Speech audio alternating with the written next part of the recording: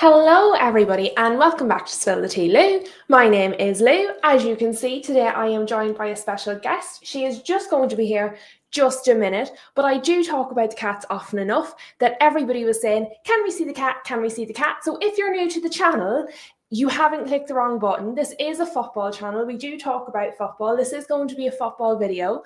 But for those of you that have been with me for a little while, as you can see, she's dribbled a little bit on my shoulder, which is why she's not in a lot of the videos. She's a wobbly cat. If you don't know what that is, look it up on TikTok. But she wobbles when she walks, which means that sometimes she falls over. So some of her front teeth are a little bit not all the way there, which means she dribbles a little bit. But since everybody has been looking to see her, there is the little lady. Are you going to say hi to the people? Say hi, everybody. No? No hi. No hi for everybody.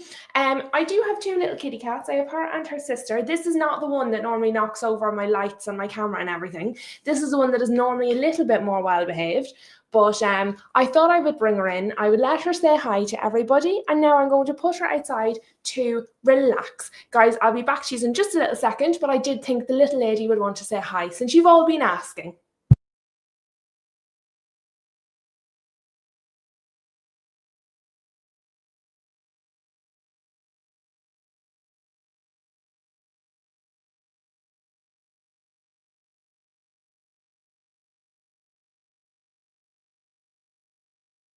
Okay, and I'm back, covered in dribble. I haven't spilled tea all down myself, despite the name of the channel. Lou has not spilled the tea on herself. It's kitty cat dribble. So if you missed it, you'll have to go back to the start to say hello to her. Hello everybody. I see guests, I see Rob, I see Dave Boy. I'm sure some of the others will be joining us momentarily. But to be fair, it's not like me to go live actually on time because I'm normally, experiencing some technical difficulties, some issues at the moment.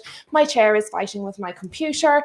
Excellent stuff. So can everybody see me? Can everybody hear me? Is everything all good? Is everybody all good? How are we feeling? I had to double check. Today is in fact Monday because I have been off work. So I have spent the entire day chilling out, playing Call of Duty, looking at Twitter, watching some football videos. I've been watching some John Hassam. I've been watching some of Judge Mo.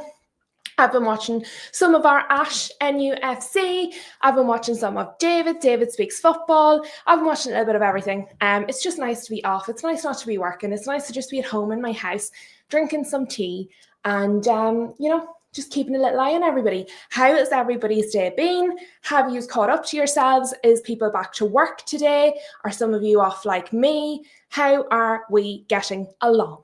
Let me know, people. Let me know. Something just popped up, but we are going to ignore it. But yes, let me know how you're getting on while I do what I forgot to do and share the video to Twitter. Bold Lou forgot to tell the X people, and I was on X because there's actually some breaking news which we're going to talk about. So I went to the trouble of making an agenda, a list of things to talk about for today, and then I was just having a little scroll just before we went live with the kitty cat. And I spotted some news which we're going to talk about. And I then forgot to actually share the video with the people, the nice people on X. So there we go. That's done now. Panic over. Yeah, we can get out of there. So let me share with you the breaking news that we had just a few minutes before I went live. So everybody, oh, there's our mama Flossie. So Dave Boy is saying he's freezing. It is cold today. I'm sorry, like we actually here, I'm obviously in Ireland, my accent, if you can't tell, but like we were really cold for like 2 weeks at the start of December. And then it actually got milder. Christmas itself, Christmas Eve, Christmas Day was really mild and sort of just damp, a bit like, but it wasn't like wintry. It wasn't cold. It wasn't icy. And then today it's like freezing. I had like the obviously you've all seen my Christmas pajamas. So I had the Christmas pajamas on. I had like the big fluff on over it. And I literally I cleaned myself before I come on the stream because I know you can see me and hear me, but honestly, if I hadn't had a shower before this stream, you literally would have smelt me through the screen. Oh, hello, Terrell. It is nice to see you. Nice to see you. Welcome, welcome. You will know some of the faces in here. You'll know Mama. You'll know Rob. You might know Dave Boy as well. So you've got some familiar faces in there. Nice to see you. But yeah, it's definitely been cold today. And fair play to you, 60 foot up a scaffold, because no thank you very much. The only way you're getting me that high is if it's in a really swanky hotel and they put me high on the top floor, the spa's up there. Maybe in an airplane if I'm going on holidays, or on a roller coaster. Those are the 3 scenarios you would get me higher than 60 foot in the air. Other than that, no thank you very much. As a child, I wasn't afraid of heights, but I feel like as I've got older, I've really developed a fear of heights.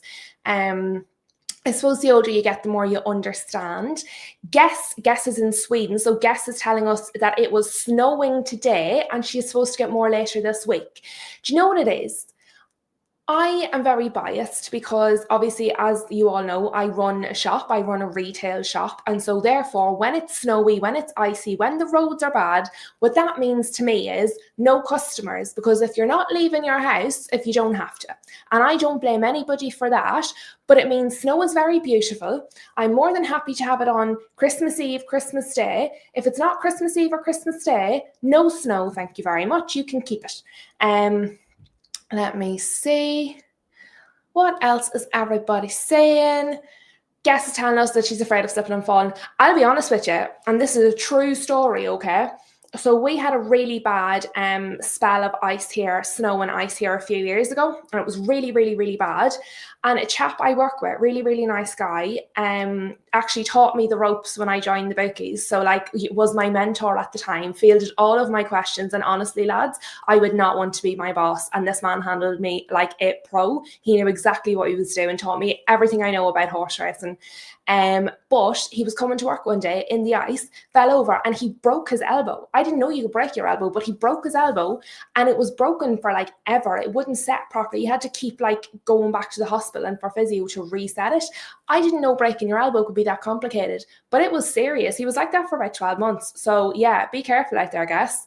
But yes, the rules are a little bit different here, but it's also because of the snowfall and the ice are a little bit different here as well. So I am going to, without further ado, actually talk about a little bit of football, because I know we have a lot of regular heads in here and it's lovely to see everybody. It's lovely to have a chat and a catch up. But we might have some new people lurking in the chat that actually want us to talk about football. So let's not disappoint people. As I said, there was actually some breaking news literally just before I went live. So my agenda is out the window. And just for the people that have a little heart attack when they hear the word agenda, because people don't know how to distinguish between the word agenda and the word opinion, I don't mean agenda like against a person or someone I don't like. I mean agenda as in like when you make an itinerary, when you make a list of things you're going to talk about, and then sometimes life happens and other things come up. We are going to need a Wolves fan, because we're going to be talking about Wolves. They're on the list, and actually that's what I would have been starting with if this hadn't just happened. So let me see if I can share the right one with you. Let's share this. We don't want our wee friend to start talking. This is on Twitter. It's, as you can see there, it's on Sky Sports News Twitter. Let me just make sure Jan Boy isn't talking, because I'll probably get done for copyright. But I'm actually just going to read it. So it's this one here in the middle that we're focusing on. Breaking. Now, this is 2 hours ago, but I saw it just before I went live. So here we are. Nottingham Forest have formally complained to the PGMOL and asked for more information following the officiating decisions in the recent game against Manchester City. Now, I found that very interesting. Now, just in case anybody can't see it, let me see if I can get it here. That should be able to see it a bit better. Okay, so that there, you should be able to see it now, is the post that I just shared. So it's just a bit better if anybody's eyesight is like mine and you can't see your hand in front of your face. This is the one I'm talking about. As I said, you'll be able to see it there on Twitter, on X, on the Sky Sports News page. Nottingham Forest have formally complained to the PGMOL and asked for more information following the officiating decisions in the recent game against Manchester City. Now, can I get a raising of hands? Who actually watched the game between Nottingham Forest and Manchester City? I did, so I'm going to be able to talk about this, but I want to know how in depth I should explain it for people, because if you've watched it, there's no point in me. I don't know why my hand's still in the air like I'm asking a question. I don't know, maybe you've seen this as well. I want your opinions. I want to know what you think about it. Do you agree? Do you disagree with me? But they've put it very politely there, because obviously they can't turn around and be like, we think you're rigging stuff, we think you're fixing it, we think you made poor decisions, we think you're showing bias towards Manchester City, etc., etc. That's the kind of thing that gets you in trouble. And obviously, nobody knows that, and we're not suggesting that that's the case. But clearly, Nottingham Forest do feel that some decisions went against them that shouldn't have, or some decisions went in Manchester City's favour that shouldn't have, or maybe they're just hoping to avoid making the same mistakes again. Because, when you get a test back, when you're in school, you do a test, you get back, you have all the teacher comments, and it tells you what to avoid doing in the future and what things you should do in the future. So maybe they're just looking for some tips. But it does read a little bit like they feel some of the decisions were incorrect during the match. Look, I think when it comes to the PGMOL and Manchester City, a lot of people are very sceptical at the moment, given the number of charges that Manchester City are currently facing, which I believe originally were 115, but now number more than 130. I might be wrong there, but I'm pretty sure that's correct. And this sort of the case regarding these charges has been going on for a lengthy period of time, despite the fact that other clubs have sort of been charged with things and sanctioned in a very short period of time. This one is taken forever and ever. Now, people might just point to the fact the number of charges that are involved. Obviously, it's very serious. The outcome and the potential repercussions could be quite serious if Manchester City were to be found guilty. Therefore, it has to be taken seriously, and it's better to do it slowly and do it correctly than rush it and get the decision wrong. However, there's nowhere really else Forest can go with this. If they feel that there was erroneous decisions, that there was mistakes made, or that there's something they can learn from the decisions that were made going forward, then the only people they can go to is the PGMOL. So I can imagine some people are going to be sceptical about this because of the situation that's already ongoing between Manchester City and the PGMOL. It's an unusual dynamic, as there's such a serious case in the mix.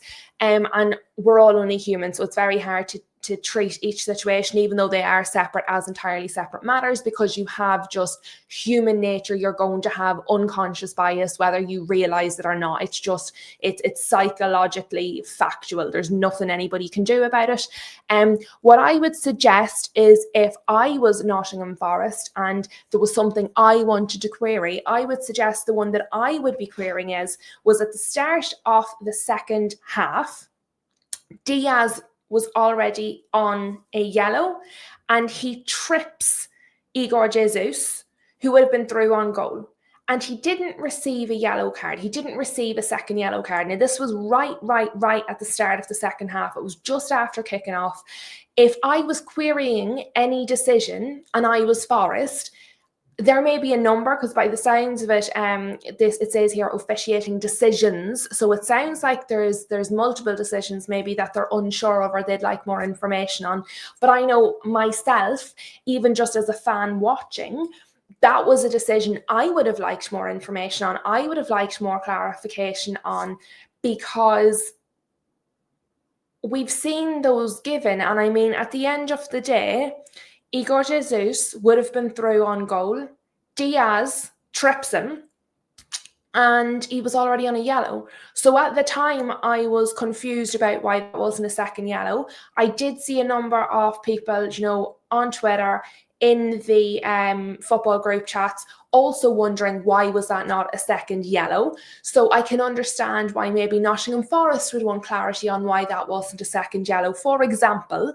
And it was just after that then, so it was in the 47th minute that Reinders then made it 1-0 to City. So you're thinking, well, if that had been a second yellow, if City had then gone down to 10 men, that potentially could have been a different outcome in that match. Because as I said yesterday when I was speaking to Ash, And Nottingham Forest really put it to City. City did not have it all their own way. And really, you could see the players were frustrated. They were getting yellow cards, the City players, I mean. You could see Pep was getting frustrated. Towards the end, Pep was shoring it up. He was taking attackers on to put defenders on. So he was clearly worried about the attack of Nottingham Forest. And you do have to wonder, if City had to play a whole half with 10 men, could the result of the match been different? So I understand why they would want to query that. I understand why they would want clarity on that, because obviously if all the decisions were correct, then you would want to understand going forward maybe how that would impact you in a game, because you don't want to have that kind of grey area going forward. So I totally understand where they're coming from. I thought it was very interesting, the fact that they're obviously not afraid to go out there and do it. And you know what? It may actually encourage other teams to go out there and do that, because I think sometimes when teams have a problem with decisions, or they feel that the wrong decisions have been made, or that there's been an error, just human error, like we're all humans, it can happen that there has been a human error. I often think teams don't want to say anything, because first of all, they don't want to incur the wrath of the referees, and then in the next game they don't want the referees to see them as difficult, and maybe have like a negative connotation associated with their team. I also think as well, as Rob's saying there, they're not going to gain anything. And so I think that's what a lot of people think. They think, oh, well, I'm not going to get anything out of it. Nothing's going to come of it. So there's no point in even bothering.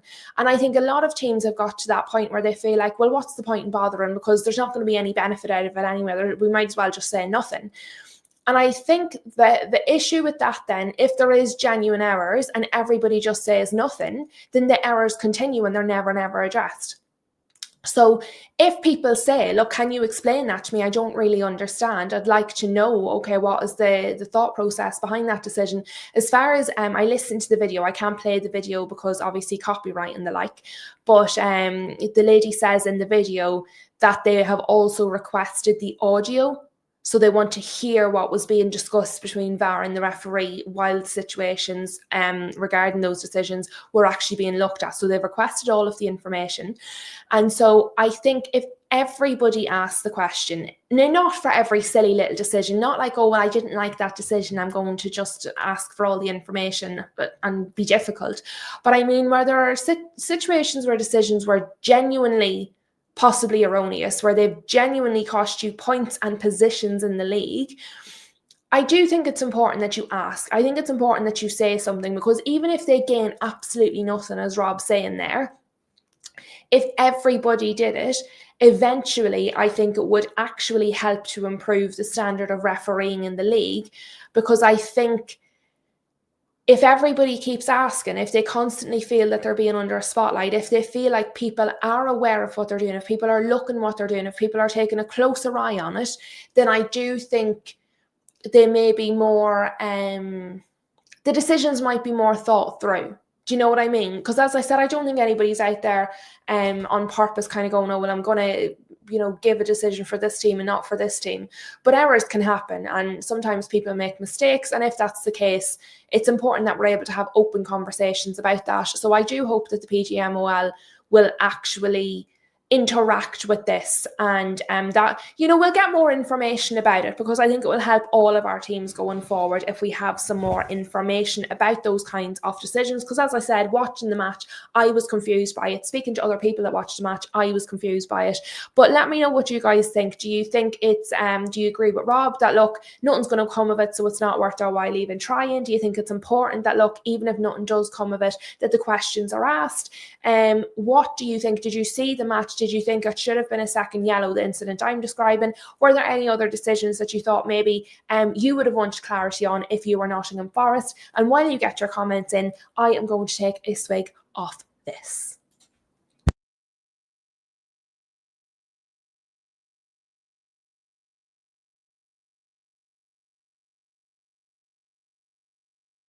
Sorry about the silence there, folks, but I didn't think you'd want to hear me just slurping on my tea, so I thought it was best if I mute the mic. I'm one of those people, I don't know about you, I hate, when you can hear people chewing, when you can hear people like glugging when they're drinking. It's one of those things that actually just really irritates me. I can't do it. So I had to mute my mic there, so there was literally dead silence. Let's see. Guess is saying, hopefully the league will get better by holding refs accountable. You're probably naive. You possibly are, because I do think, look, I actually just think the organisation needs an overhaul. And look, sometimes these things happen when an organisation is around for a long time. They become, not the organisation itself becomes outdated, but their processes become outdated and they need new ones. So let me take a look at what you lot are saying, because I don't think anybody's actually really interested in Manchester City. I thought this was very interesting. Yous are having absolutely none of me. So what are yous talking about? Are you still talking about Paul Wolves? Let's see. Right, yous are talking about work, lads. Yeah, okay. Rob is saying it's a bit hopeful that Forest are a bit hopeful to even try, which, look, they are, but they may be just off the thought of kind of what I'm saying. Look, if you see something, say something, and if something comes of it, it does. If it doesn't, it doesn't, but at least it's out there. Because once it's out there, some stains don't wash out. So once it's out there, you can't really take it back. So they may be just thinking like that. Mama Flossie is absolutely correct. Hit the like button, or Rob Always United is going to sing. He's going to start doing karaoke. He's going to do Mariah. He's going to be singing Mariah for us. So everybody, please do remember to hit the like button. What else? Dave is saying that he has hit the like button. He is making sure that Rob doesn't get on the karaoke machine.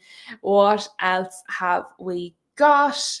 No, you're all sick of talking about Manchester City, so let's move on. Now, I know I touched on a few of these things in the week. These might be things that I mentioned with Ash, things I maybe mentioned in other videos. A lot of the times it can be throwaway comments, and sometimes afterwards I go off and I'm like, you know what? I don't feel like I talked about that enough. I don't feel like I teased that out enough. I feel like there's more to say on that. I didn't hear enough of what other people think on that, or there's more information come in. So there's some of the stuff we might have touched upon, but we're going to go into a bit more detail. And as the lads were talking about earlier, Dave and Rob were saying we need to get somebody from Wolves on the channel. We do. If anybody knows any Wolves fan, let me know. But yeah, Wolves are having a rough time. And I did see this the other day. Now let me see till I find the right thing I want to show you. Because I was actually a wee bit astounded when I saw, no, astounded is probably a strong word, but I mean, I was very shocked. So let me see. Wolves are looking, the Wolves hierarchy. Now, this is Graham Bailey, so this is also from Twitter. This is Graham Bailey on Twitter, but it's originally seems to be coming from Team Talk. So Wolves hierarchy are considering sacking manager Rob Edwards and have had contact with alternative options. Team Talk understands. Now, that's a bit wild. That is a bit wild, because this man left a job, a successful job where he was doing well. Now, I am sure the Middlesbrough fans have exactly zero empathy, understanding, pity for Rob Edwards in his current situation. But this is a mad move by Wolves. My thinking was, when they appointed Rob Edwards, first of all, he knows the club knows him. He was an under-18s and an under-23s coach with Wolves.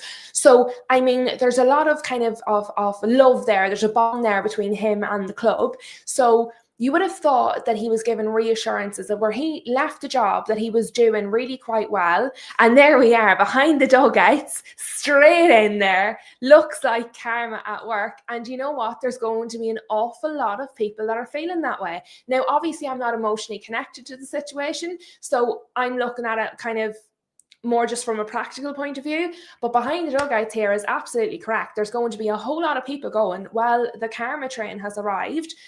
What were you doing? Like, he was only with Middlesbrough. He was doing really, really well with them. They were going to be promoted, and he just left them in the lurch. And now I have to say, their new manager, whose name is escaping me right now, but their new manager has come in, hit the ground running, and they're still smashing it. So they don't miss him.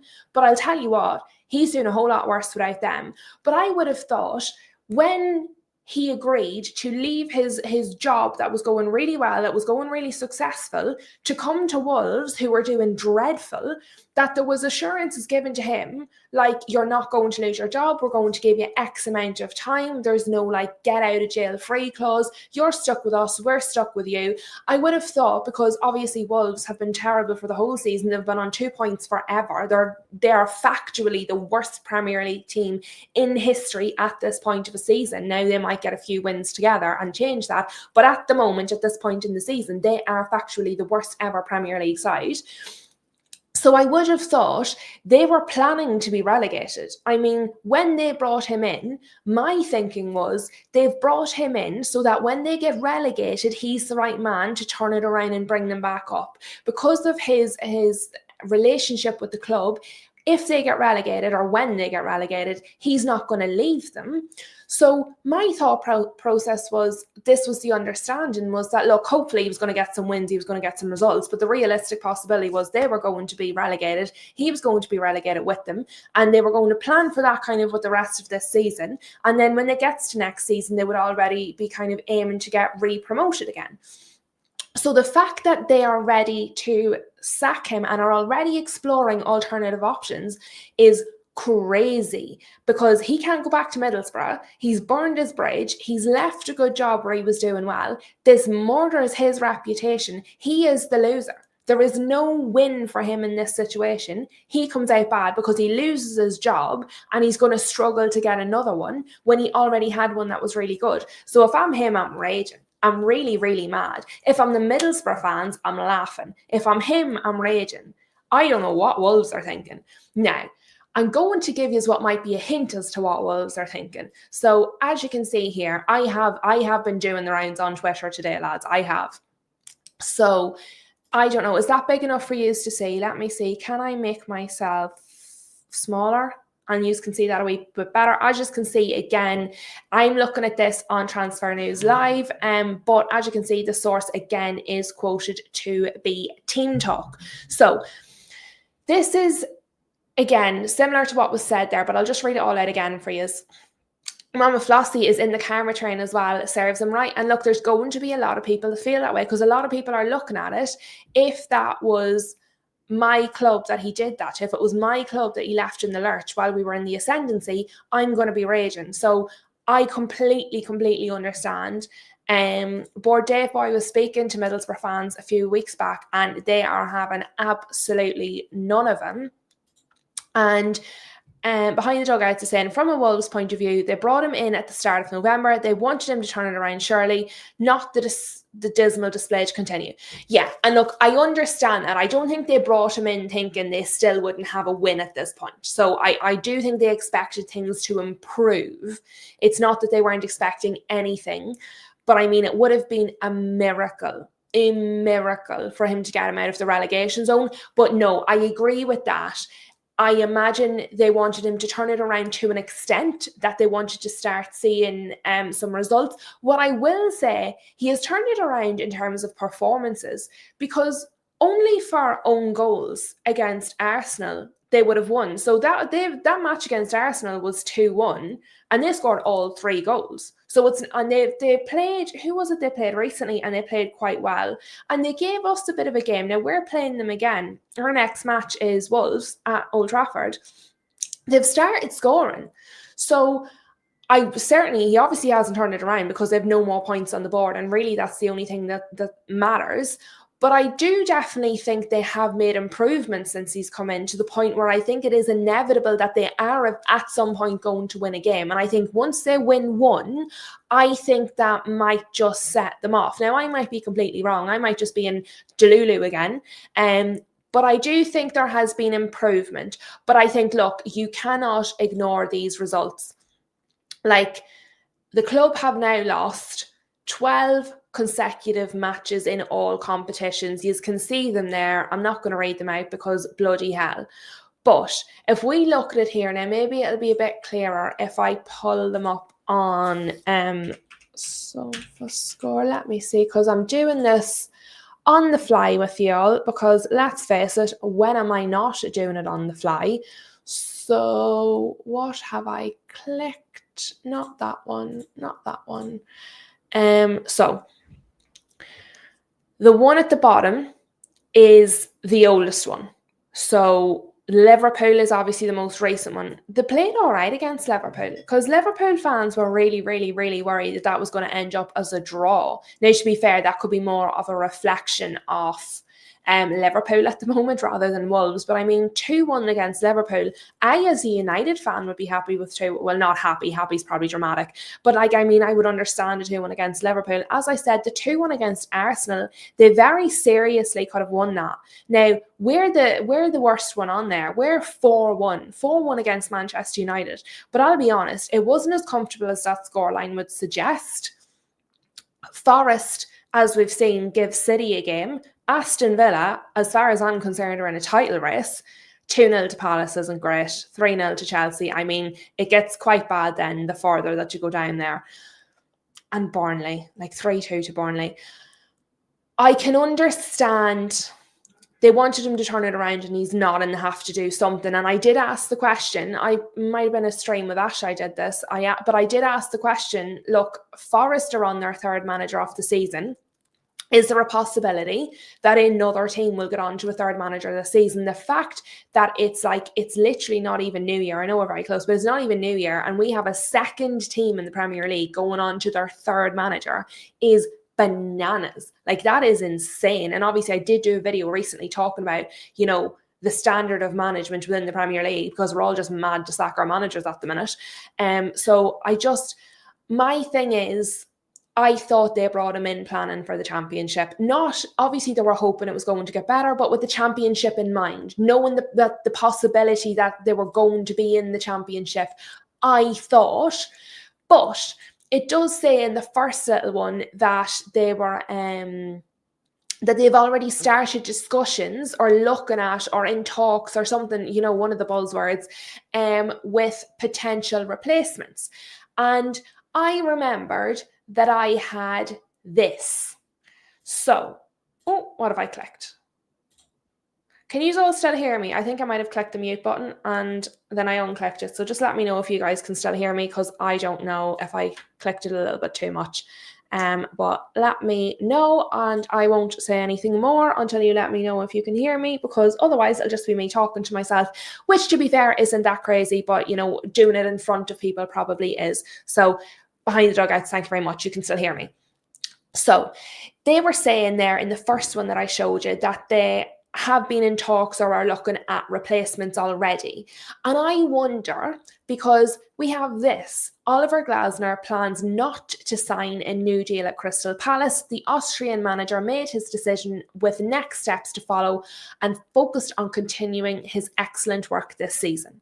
Now, Oliver Glasner is a fantastic manager. What he did at the start of the season with Palace has been unbelievable. And I looked into his history when I did the video on Areola and Glasner. And what he did before coming to the Premier League was also very, very good work. He has taken teams previously who were not doing well, who were really in trouble. He has kind of what Amram did at Sporting, to be honest with you. He's decimated them. He's just flattened them. We're talking about construction sites. He's bulldozed them. And he's started over and he's built them back up. And he's done a really good job of it. So I wonder, are Wolverhampton Wanderers looking at the likes of an Oliver Glasner? Because obviously when you get rid of a manager, what you're looking at, who can the next guy be? They're obviously doing that because they're talking to people. Oliver Glasner is going to be available. Now, whether he would go to Wolverhampton Wanderers or not is another thing, but the fact that he is going to be available makes you wonder, are Wolves looking at him? Not is he looking at Wolves, but are Wolves looking at him going, is this possible? Now, behind the dugouts is telling me absolutely not a chance. No way, Jose. And I'm assuming that means you don't think he would touch Wolves with a stick, that he would have no interest in going to Wolves, which I completely understand. But I just want to see if I can get this up. Now, I'm one of these people, you have probably noticed, because I tell you what I'm typing as I type it. I type what I say. So I just want to see if I can get up. Where are we here? Click, click, click. Yep, let me see it. Not that. Bum, bum, bum, bum, bum. I just want to see if I can bring up what I found on him before, because now this is just Wikipedia, and obviously people can put what they want in here. But I just had a look at his early career. So this is probably very small for you. Let me see. Can I zoom it that you might be able to see it a wee bit better? Obviously, I'm not going to read this whole thing, so don't worry. I'm just looking for the part that I found before. Oh, bless him. I didn't realise that. He had a brain hemorrhage before. Had to have an operation on the same day they found his brain hemorrhage in 2011. He survived the operation, but that ended his playing career. Wow, that's insane. 500 league appearances in a 16-year career ended in one day by a brain hemorrhage. Holy moly. So we know he's what's the word, robust. Fair play to him. But so he was with Lask. He was director of sport and a manager. But what I want to see, constructed a team, blah, blah, blah. So there you go. Earned promotion in his second season. And then ended in the 4th position in the Austrian Bundesliga. Got his team, got Lask the Europa League qualifying. And they finished second behind the champions RB Salzburg. So like they were lower down and he got them promoted. And Lask are not exactly a glamorous team. And he took them all the way through. He then went to Wolfsburg and sort of did the same thing. So in his first season, managed to qualify for the Europa League. They lost to Shakhtar Donetsk. Then he went to Frankfurt. But basically there, let me see, they won 6 out of 7. So between November and December, Frankfurt were 6 out of 7, blah, blah, blah. Following season, and then so this season they were dreadful, and then the following season he got them to 2nd place. And then obviously he's come to Crystal Palace. What he's done with Crystal Palace is like just nothing short of a miracle. He's been so good with Crystal Palace. He led Palace to their first major trophy in the club's history by beating Manchester City 1-0 in the FA Cup in May 2025. So look, I'm not going to keep all of that up because there's just so much and it's a lot of writing. But my point there, looking at that before I put everybody to sleep, is that he's not afraid of going somewhere that's not glamorous. He's not afraid of a tough job. He's not afraid of taking a team that isn't expected to be at the top and getting them, much, much higher. Now, I'm not saying he's going to get Wolves up to Champions League football. I'm not even saying he's going to Wolves. I'm just saying if I was Wolves, he's the kind of manager I'd be looking at. A manager that has built up teams before, a manager that has taken teams out of the doldrums, a manager that isn't afraid of a bit of a battle, a manager that isn't necessarily only attracted to the glamorous teams. He's someone I would be looking at if I'm the people in charge of Wolves. He's someone I'm looking at if I'm the people in charge of Manchester United. But let me see. So we had behind the dugouts did say not a chance. He's popped my bubble before I even blew it up. But, fair enough. You're probably correct. But I just like to go down a rabbit hole sometimes because you never know. It is football and crazy things happen. So I do find it interesting to look at these things. Let me see. Behind the dugouts is saying Wolves would be delusional to think they can entice him. And for him in no top team is requiring... And for him, no top team is inquiring going from Palace to Wolves is a massive step down. And look, that's fair. So he's not afraid of a challenge. He's not afraid of not being with a glamorous team. However, he has worked his way up, through the Austrian League, through the Bundesliga. He's come to the Premier League. He's got Palace. He's done a wonder with Palace, won them their first ever major trophy. To go to someone like Wolves, who is almost definitely going to be relegated. I mean, I don't even know, is it mathematically possible for them to not be relegated now? If not impossible, definitely improbable, them getting out of the relegation spots. So for him to take that step down for his career, I can understand what you're saying there. It's a massive, massive step down for him. And that's not sent as an insult to Wolves. But if you go from a team that's, fighting for Champions League football to a team that's going to be relegated to the Championship, that is a step down factually, no matter what you think of the individual teams involved. Wolves would be delusional to think they can entice them. To be fair, if you don't ask, the answer is always no. So sometimes you do just have to ask, even if you don't believe it's possible. There's no harm in asking, because the worst that they can say is no. Marv is skiving. Don't tell Marv's boss, but he's skiving. Marv, when you get a minute, go to the start of the video. The kitty cat was on the camera. So she's right at the very beginning, and then I had to put her out because she had enough of my nonsense. But since you're taking a moment of break from your hard work, that's what you need to check out. But let me see. Dave Boy is saying Glasner to Chelsea wouldn't surprise him, which does quite naturally bring us on to the next topic. Look at that. Look at us all in sync, just flowing. Anyone would think I planned this, which, if anybody does actually know me, I did not. I did make a list of things, and then I was like, we'll figure out which ones come up and which ones don't. We'll go with the chat. What do people want to talk about? But as Dave Boy is alluding to there, Enzo Maresca is under serious fire, and to be honest, he seems to be under more fire from the Chelsea fans than he is from the club itself. Now, Enzo Maresca is the longest serving manager they have had under their new ownership since Roman Abramovich left. Which would normally indicate good things, because if he's managed to last longer than any of the other managers, it's obviously because he's doing a much better job. A lot of the Chelsea fans I'm seeing do not agree with this. They think he's dreadful, he's making terrible decisions, and that he needs to go. I would suggest, and I suppose this is coming from a fan of a team who has a fan base with similar attitude to their manager, something's going wrong. It must be the manager, get rid of him. I do think the transfer policy that is in place at Chelsea would be difficult for anybody. I think no matter who goes in there. And I did hear someone say, and I actually thought it was a really, really interesting comment. It might have been on one of, it might have been on one of John Hassam's panels. I can't remember who said it. The man is perpetually live. So when I've nothing to do and I'm sitting in the house and I'm just pottering about, I've nothing to be at, I'm like, I'll go on YouTube, I'll have a listen. I know he'll be live, John Hassam, because the man is a workaholic. So somebody on one of his panels, I'm pretty sure, said this.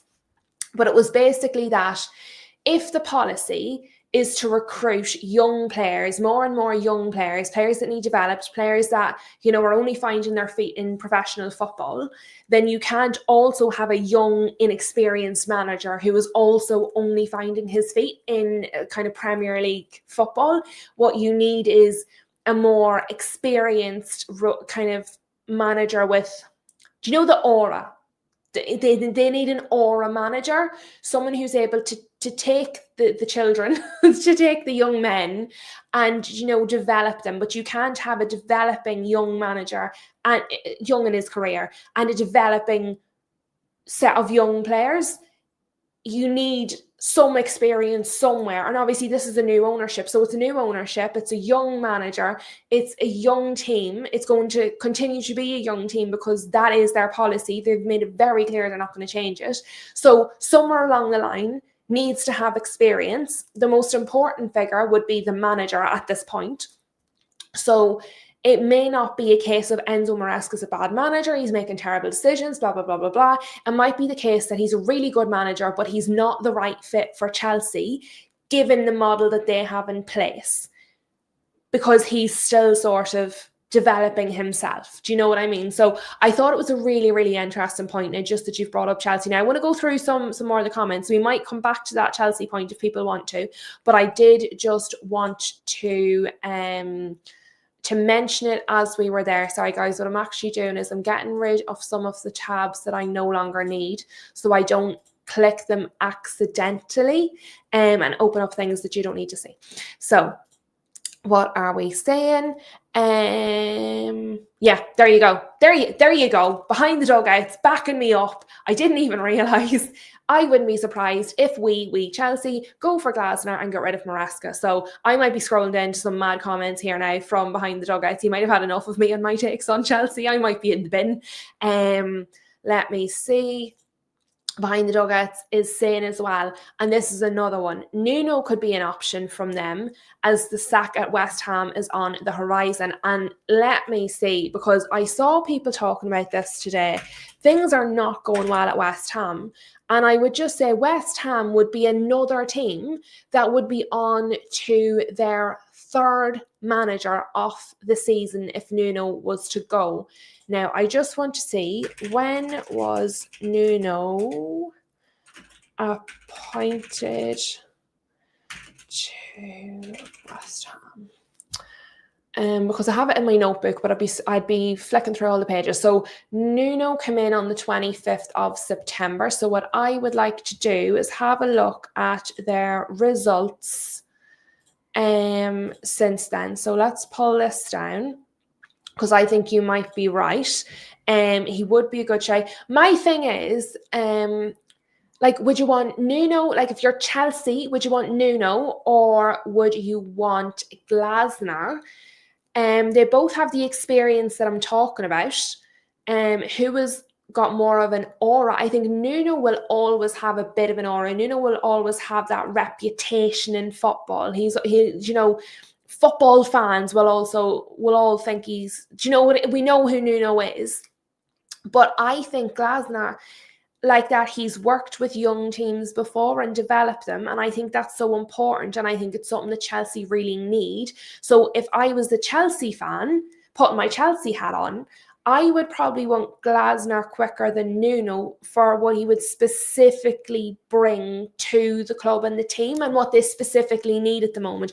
But let's just look quite quickly, because I do think you're right behind the dugouts. I do think Nuno could be for the sack. People are talking about it quite a lot now. I'm going to zoom this in so you guys can see it a bit more.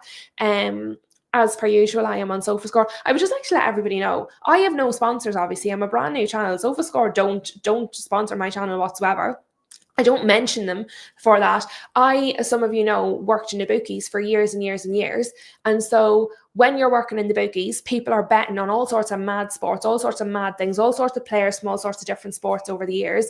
And when we couldn't find who the player, the sport, whatever it was, we would just whack it into SofaScore as what we used in the bookies to find things we couldn't find in our systems. Now, not up in the head office, but down in the shops. I did eventually move into the head office when I learned a little bit more. But yeah, so SofaScore. And we said Nuno come in on the 25th, on the 25th of September. So he's had quite some time. He's been in for quite a chunk of the season. What have I clicked? June, August. There we are. The start of the season. So 3-0, loss, draw, loss, win. I mean, and that was that win, Wolves. I mean, it's not good. Is it? It's really not good. Another win, draw, loss, loss.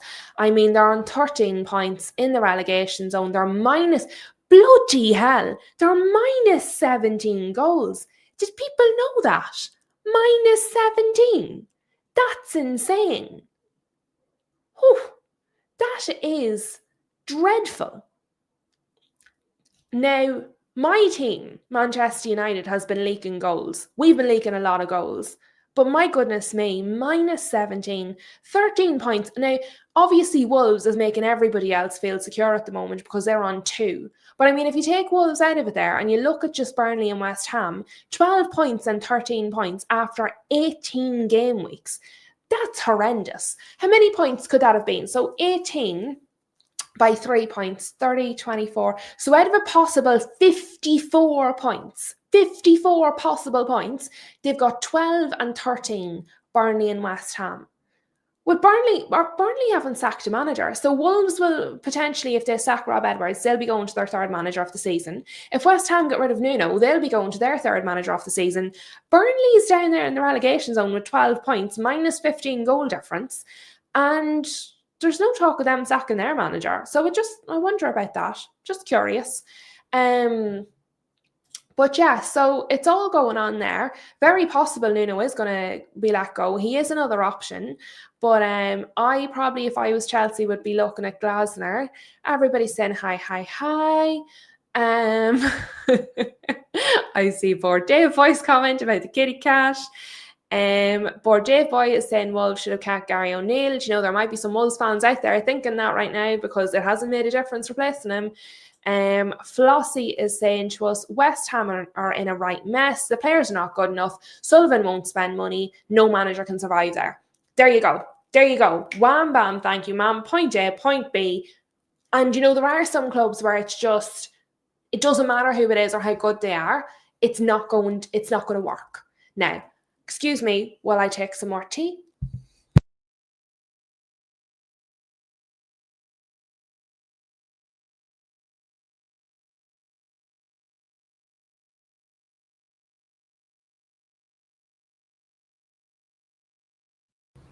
Z is in there with a big question. So as I'm drinking my tea there, I'm reading your comments. You can see just my eyes scrolling. And Z is straight in there. Do I think Spurs are better than United? No. Sorry. Z, I hope you're not Spurs. And I hope Kate and Jimbo can't hear me. Don't tell Kate and Jimbo. I don't think Spurs are better than United. I think United are better than Spurs. I don't think we're particularly showing it at the moment. But yes, I think we're better than Spurs. Thank goodness for that. We're on the same team, Z. I thought we were going to have trouble there. I didn't know who I was answering, and I was like, oh no, I could be about to, to cause a lot of trouble for myself in the chat here. No, look, Behind the Dugouts is on fire today. Spurs are just a bit better than Wolves. Oh, lads. Do you know what? There's nothing quite like a live stream on a Monday because you lot genuinely make my evening. You are so funny sometimes. You really do cheer me up. But no, look, Spurs are not doing good. Spurs, let's get the L table back out, right? So I have the table. Where are we now? I'm going to have to share this tab instead. Let me see. Right, now, let's get on there. Spurs are in 11th place with 25 points, 2 wins out of their last 5, plus 4 goal difference. Manchester United, miraculously, and I do mean miraculously, are in 6th with 29 points and also a plus 4 goal difference, 2 wins in our last 5. But I just feel like, and I don't know, Rob, you big snitch. Snitches get stitches. Look, there's Mama Flossie. Snitches get stitches, Rob. Don't you tell her. But I don't know if it's just Spurs have this reputation. So, like, when you think of Spurs, you automatically think, oh, you know, but, oh. And I just, maybe it's unfair, but a lot, like, clubs do get by on reputation as well. And Spurs' reputation is, I mean, they're literally like an what do you call that? And when you call someone Spursy, it's like a descriptive word. It's like not a noun. Flossie, help me out. What's the word? It's an adjective. They're literally an adjective. Spursy. I mean, that's an insult to people. So God, if we ever get to the point where we're worse than Spurs, I do think I will just spare. Z is saying, what's Z saying to me? United are a much better team than Spurs. The table shows and the football shows. You were just trolling. Do you know what, Z? You troll away, my wee friend. That is absolutely no problem at all. After the Europa League final, we thought Spurs would have kicked on, they didn't. And I actually think that's a big part of the problem. And I think it's probably why because now obviously our Kate and Jimbo are very balanced, particularly Kate. She's very patient. She's patient with Frank. She's not Frank out. She's really understanding, and I think she's very level-headed. She's really good as a Spurs fan.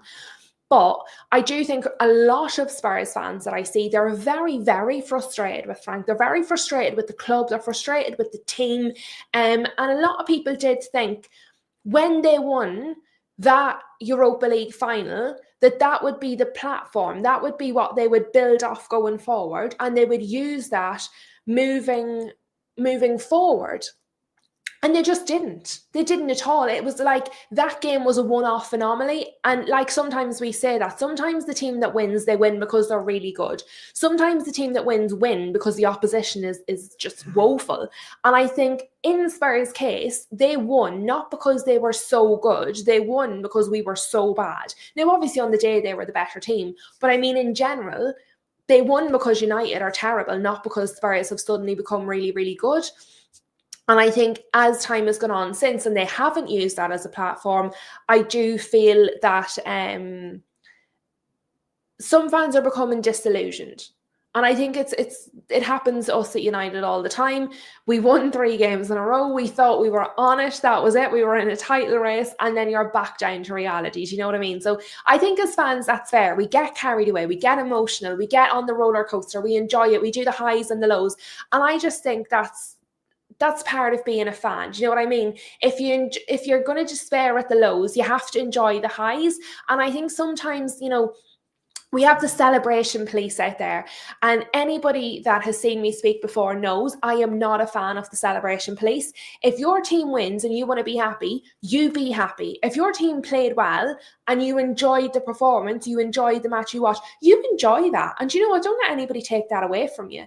And like at the end of the day, why do we watch it if we're not allowed to enjoy the good moments? Why do we watch it if we're going to be like, oh, well, I can't celebrate that because maybe in the next match we'll be bad? I'm sorry. If I lived my life like that as a Manchester United fan, I would have been miserable for about 20 years now at this stage, because you have to, part of the roller coaster is if you're going to despair at the lows, you have to enjoy the highs. And I think people are trying to police that out of football, and it's normally like other fans. And I actually see that a lot on YouTube, on fan channels. I'm sorry, a lot of the fan channels, a lot of the big fan channels have actually become more like media outlets. They're like, oh, I want to be so balanced. Oh, I'm going to be so mature. What's that meme, the demure meme? I'm so demure, I'm so mature. I'm not going to have rival banter. I'm not going to say that I dislike this team because they're my rival. I'm going to be so unbiased. Sorry, lads, you're not getting that on this channel. Absolutely no chance of it whatsoever. Now, I'm not going to be rude and insulting to somebody because they're a rival fan, and everybody's welcome. All the fans from all the teams are welcome. A bit of banter, a bit of crack. We'll have now once it's all good natured, we'll have a bit of fun. But I mean, I'm never going to come on here and not act like a fan. Like if I come on here, if we've Arsenal fans in the house, Anthony might be here listening. Anthony's lovely. He's one of the nicest Arsenal fans. Obviously, a lot of you will know Anton from the Football Terrace as well. Like we have some lovely, lovely Arsenal fans. We have some less lovely Arsenal fans as well. But I mean, if Arsenal win the league, I'm not going to come on here and be like, oh, fair play to them. I'm so pleased for Arsenal. Well done. They did so good. Well, at least it's not Liverpool or City. I'm going to be like, oh my God, I'm raging. I can't believe Arsenal have won the league. Why was it not Aston Villa? Because I'm a United fan. That's what I'm expected to do. It's not like a personal takedown. I'm not after all the Arsenal fans. But I mean, I'm a United fan. What do you want me to do? Be pleased for you? No, thank you very much. So if I ever get to the point as a fan channel where I don't act like a fan, somebody stop me. Somebody get in the comments and tell me to catch a grip of myself. Nobody comes here so I talk like the mainstream media. If you want to see somebody that talks like the mainstream media, you're going to watch the mainstream media. I mean, sky is a button away. So genuinely, this is fan content where I'm going to act like a fan. I'm going to be emotional. I'm going to be deluded. I'm going to contradict myself. I'm going to be a hypocrite. It's all going to be happening. So hopefully you'll like that. Hopefully you'll be here for it. Hopefully you'll be joining in with me. Hopefully you'll be here acting like a fan as well. But I'm certainly not going to apologise for it. So if you're looking for unbiased coverage, it's not me. I'm just a fan. I'm just going to talk like a fan. I'm just going to act like a fan. And that's not going to change. So yeah, if you want somebody unbiased, it's not me. Straight off. Now, after my wee rant about all the fan channels that have become more like mainstream media, and you know what? This is another thing. Lads, have got me started. I don't know who got me started on this, but you have done it. Last night we had a rant on Edinson Cavani, and actually I need to get back into him. Lads, you just distract me. I come in here, I have a whole idea for the stream, I have it all planned out, I'm so organised, obviously, I'm so organised. And then you distract me, it's all your fault. But I see some content creators say that the mainstream media are trying to be like fan content. And sometimes they are, because they emulate some of the stuff that's done in the fan content arena. However, I would also say that there are some large fan channels that are trying to emulate the mainstream media. So I do think it's working both ways, and I think maybe we need to take our rose-tinted glasses off. But anyway, let me get back to your comments. Oh, Edison Cavani, lads, when I had that rant last night, I didn't know the man was retiring. That came up totally organically. I don't know, what were we talking about? Strikers. Oh yeah, Mama Flossie, with her fantastic question, asked who we would want, for our teams in the transfer window. I was saying an experienced striker. I was saying Edinson Cavani was fantastic, blah, blah, blah, blah, blah. I went on my wee rant, went on Twitter later in the evening to see that the man had retired. Complete coincidence. I had absolutely no idea. Not a clue. I genuinely am starting to think I should be doing the lotto, because it's a bit like Mystic Meg. Maybe they'll just pop out. But yeah, so very sad news for football. Very delighted for him, and a wonderful career. But let me get back to your comments, the reason I'm here, the thing that drives the show, not me and my piece of paper. So let me see, what else have we got in here? Behind the dugouts is saying they're suffering from dust exposure after opening the trophy cabinet for the first time in 50 years. And obviously that's in reference to Spurs, because who else could it be? Let me see. I am diplomatic. Oh yeah, diplomatic. If you want peace, I'm your gal. Put the kettle on, shut everybody up. Let me see. Marvin, we're allowing everybody except Manchester City fans. I would just like to say I don't endorse this message. Manchester City fans are also welcome on the channel. Just watch out for Marv. Let me see. Lou, if you have a whole show planned and it derails, just blame Ash. I mean, that's what I've been doing so far, and it seems to be working, because obviously I try and keep us on topic and Ash derails us. It's not Ash that tries to keep us on topic and me derailing the whole thing. Let me see. Can I post? Yes, I can, Dave Boy. If you go on any video that I have done with Ash, he is tagged as a contributor. He's also tagged in the video description.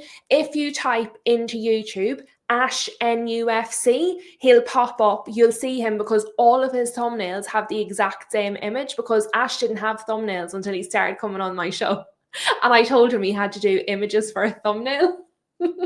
And so now he just uses the same one over and over. So once you find him, you won't be able to unfind him. But what I'll do is, in the description, I will put Ash's channel, and I will also put Dave's channel. Dave's is it David Speaks Football or Dave Speaks Football? I'm not 100%. So I will actually have to get I'll have to get his put in, but I will put both of them in the description so you can find both of the lads 100%. Oh, I see Huge is in the house. Huge is in the house. Hello, my friend. Mama Flossie saying, yes, there are some channels who want to police others on their celebrations, expectations. And I have seen some recently who have decided that they are better fans than others. Well, do you know what you can do with that sunshine? You can shove it where the sun don't shine, because nobody is a better fan than anybody. We're fans differently. Mama Flossie in the house. We've got guests. We've got Flossie, we've got Links Flying. The ladies are on it. Super mods, the best mods on my channel. The two ladies were absolutely on fire, straight in there. There you go. You ask and you shall receive. What more could you want? Best service on YouTube. Let me see. What is Dave Boy saying to us? I haven't got the hate for City. They were never competitive. Liverpool and Leeds for me.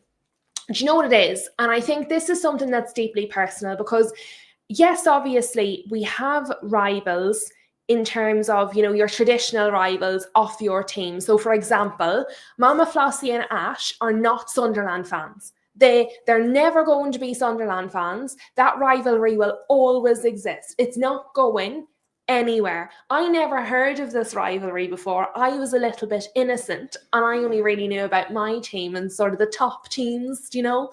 And Ash and Flossie have given me an education and a half. So they're not Sunderland fans. I think Sunderland are lovely. I also think Newcastle are lovely. But for me, so Dave, I understand what you're saying there. Obviously City's a rival and it's the derby and all the rest of it, but I'm kind of like you. I just feel like City were always so irrelevant. I find it very hard to get up in arms about a rivalry with them. And obviously now they've become hugely successful and they're doing much better than us. But I mean, just because traditionally I don't associate them with being like important, I find it hard to get really a strong sense of about them. Do you know what I mean? The charges don't help that either. I think a lot of people kind of dismiss them because the charges is just like a big asterisk. Liverpool, yes, because growing up for me, Liverpool were always a massive rival. And actually a neighbour of ours where I grew up, 2 doors down, was a Liverpool fan. So when United was playing Liverpool, that was always a big part of it for me. And it's related to my core memories. My brother and my uncle are Arsenal fans. I remember the Fergie and Wenger sort of era.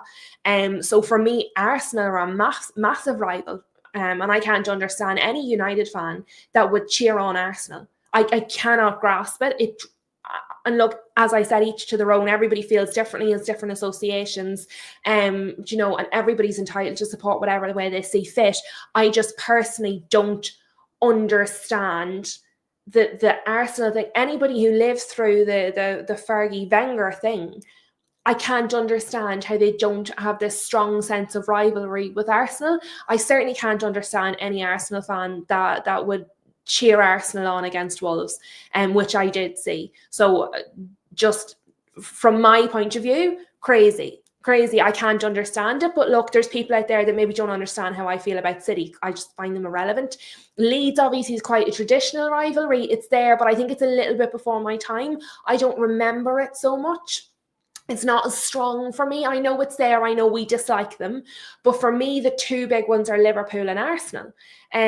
So, you know, obviously I know Leeds and I know City are our rivals, but they just don't feel as strong for me. One of them because they're irrelevant and one of them because just my age. I don't remember it as much. So I do understand that.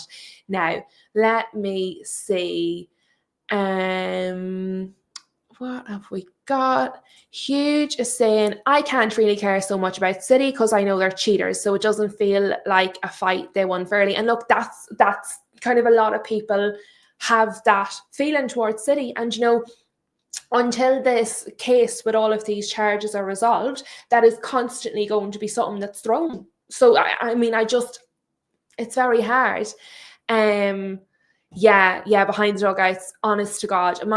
It's actually very funny. My granddad founded a football team here where I'm from. It's been going for over 60 years. That's actually the little shamrock I have on my neck.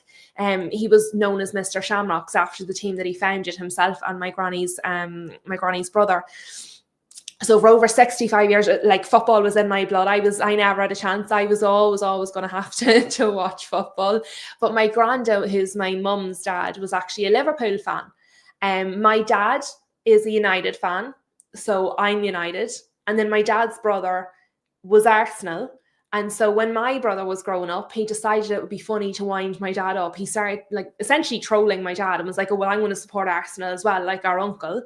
And then it got to the point where the troll had gone on for so long, they actually genuinely just became his team. And then that was around, you know, the time of Henry. And then he fell in love with Henry. And, you know, it started out as a bit of a troll. And then it just accidentally happened that now he's an Arsenal fan. So, yeah, we have a very mixed family. God love us. Let me see. Rob is saying the same as me, can't stand Arsenal. And I do. I think, look, a lot of it is very much what we grew up with, what era we grew up in, what happened around us. You know, I do think we've all got our own reasons. And I don't think we can... Yeah. Well, look, do you know what it is? He was never the cleverest, so we'll let him away with it. But yeah, look, I do. I just think it's something that's really personal, and I don't think anyone can be out here telling other people, I'm a better fan than you because I think this is a bigger rival. Like, honestly, just get over yourself is my opinion on that. Lads, I did have some other things that I wanted to talk about. One of the things was Newcastle being in 14th, because I genuinely, absolutely was shocked at that. I was really, really shocked at that. When Ash and I were speaking yesterday, we pulled up the table and I saw Newcastle in 14th. I couldn't believe it. Because we had spoken about Newcastle and they were doing dreadful. I think he's actually might have been in 14th at the time. And Ash says, no, after this international break, we're going to start going. We're going to start playing. Things are going to improve. And you did start to move up the table and you did start to get some results. And I was like, okay, Newcastle are starting to move up there. And then I kind of lost sight of you in the mingle of all that was happening there, kind of in the high to mid table. And then when we looked at it yesterday with Ashes are in 14th. And I was absolutely astounded. So I made a little list of all the crises that are happening in the Premier League at the moment. So we've covered some of them because obviously I had Maresca out, question mark, because Chelsea have dropped off. And then what else did I have? Yeah, so Chelsea want to sack Maresca. Liverpool's record signing has broken his leg and he's going to be out. And their manager was falling out with Salah. Even though that's water under the bridge now, let's just see in January what that's like. Newcastle are down in 14th. Arsenal are winning matches because all the other teams are scoring own goals, because it wasn't just Wolves that scored own goals against them. So is that sustainable? And then we have Villa, who I believe are in a title race, who everybody else is saying it's not sustainable because they're not playing well and eventually it's just all going to fall apart. And I just thought, like, oh, and another crisis. Liverpool, factually, according to the statistics, have the worst set-piece defence in the league. And then obviously we've spoken about Wolves, who are potentially going to sack Edwards, West Ham, who are potentially going to sack Nuno. I mean, my club is perpetually in a crisis. There is every chance that Arsenal are not going to win this league because City and Villa are breathing down their neck and Arsenal don't cope with pressure. And if they don't win this league, I think Arteta is out. I think he's out of time and I think he's out of the club. So it just feels like all of the clubs, at least half of the clubs in the Premier League at the moment, are in crisis. And I'm just wondering, because as I said earlier, I can't believe the fact that Manchester United are in 6th. And I'm wondering, is it a sign of a fact that we have improved? Or is it a sign that everybody around us is just now equally in crisis as much as we are? Have we brought everybody else down to our level instead of rising to meet it? And just as I say that, Marv thanks me for not mentioning us, just as I mention us. All right, Marv, you just go back to your meeting. Don't worry about it. You can just blip out that bit. Yeah, we are in a crisis game to game. Our owners are appalling. I don't think our owners could find our backside with both hands. Flossie is saying you're only 3 points short from last season, which is fair enough. And the thing is, because the league is so congested, there's every chance that, like, win 1 or 2 while other people drop points, which is going to happen, and you're way back up there. Do you know what I mean? So I think everybody's up and down there at the moment. So I don't think it's like Newcastle are in a crisis. I thought it was quite funny when I saw the list. Am I frozen on your screens? Because I look like I'm frozen on my screen and I can't tell. And it's not a very flattering freeze. So if you can let me know if I'm frozen on your screen or if it's just my screen I'm frozen on, that would be wonderful. Oh, I'm frozen. That is not fantastic, because that is an absolutely... Oh, we're back. Thank goodness for that, because that was not a flattering freeze frame at all. That was absolutely terrible, but I think I'm back now. Please let me know if I've come back to life. That was so unflattering. Absolutely terrible. But yes, our Ash was here. Do you know what it is? I think Ash is the source of my technical difficulties. I don't think it's anything to do with the cats, because Ash came into the chat, my camera froze for life. That was brutal. So I think Ash is in fact the gremlin in my house. There you go. Ash is the tech gremlin. He's doing some voodoo from his computer to my computer. There you go. Everybody's got Ash. Yes, Guess is betting on the cats. If anybody does want to see the cats that has joined us that weren't here at the start of the video, the cats, well, one of the cats, Luna, was here at the start of the video. And then I had to put her out because she dribbled all over me and made me look like I literally spilled tea everywhere. But yeah, so I just found it interesting that almost every team in the Premier League at the moment seems to be having their own sort of internal crisis. Everybody's doing dreadfully. In fact, the only team that don't seem to be having a crisis, let's go through them. Okay, let's go through them. This could be interesting. Let's pull this up. Let's go through all the teams and see which ones aren't having a crisis, because honestly, at this moment in time, it just feels like it's everybody. So Arsenal are still top of the league. It's only by 2 points. They've injuries all over the place, and I am full on 100% convinced Villa are going to beat them in this match. If they don't win the league this season, Arteta has got to be sacked, because I just think patience will fully run out, and rightfully so. But they're definitely in crisis. They're definitely panicking. Manchester City don't seem to be in crisis. Shockingly, they started off a bit slow and now just seem to be full flow. Even when Haaland isn't scoring, Foden seems to be coming back into form. You have Turkey, who is just doing a madness at the moment. They all just seem to be starting to, he's put some oil on the cogs. It's all starting to whir a little bit. Aston Villa also not in crisis. I believe absolutely in a title race. Liverpool very much in a crisis. Very much in a crisis. Isak has broken his leg, their record signing. Salah is out of form and fighting with the manager.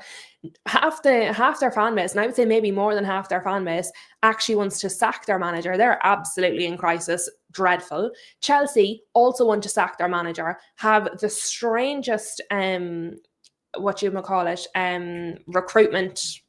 What do you call it when you recruit players? Strange. Anyway, transfer policy. Their transfer policy is wild. Manchester United are perpetually in a crisis. Sunderland are not in a crisis because they are absolutely outperforming everything that everybody, including themselves, expected from them. And they've got a result for their first match of the AFCON, despite having 7 players out. Their next match is City, so that's not going to be good. But I wouldn't call it a crisis when you lose to Manchester City.